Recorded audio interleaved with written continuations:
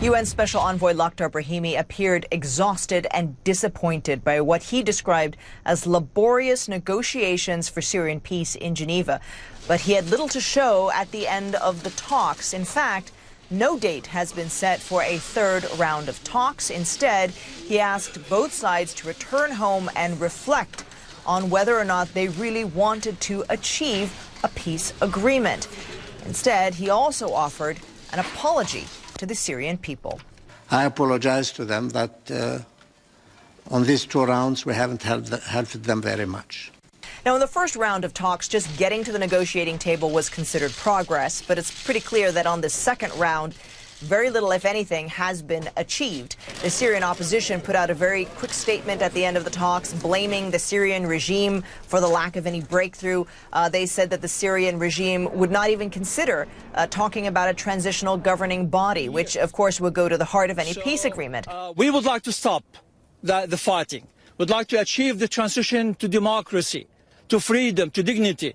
But the regime is stalling, trying to delay, try to divert us from the main issues and get us bogged down.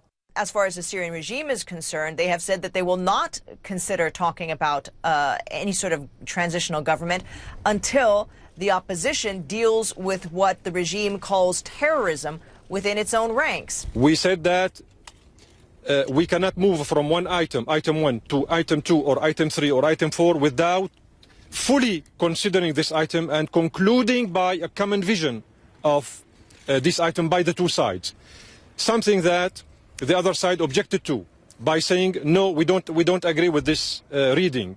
So they wanted to dictate their own interpretation of the agenda in a very wrong way. And this is where the problem started between the two sides. Now, normally with this kind of an impasse, it's up to third parties, in this case the United States and in particular Russia, to leverage pressure on both sides to make concessions, but that simply does not seem to be happening. And Brahimi emphasized in the press conference that the government in particular, the Syrian government, needs to go back and reflect on this and consider whether or not it really wants to achieve any sort of a deal. And until that is considered, until it looks like there's some sort of a breakthrough that can be made, there should be no date set for a third round of talks, because according to Brahimi, he doesn't want to see another round of talks simply fall into the same trap again. Atika Schubert, CNN, London.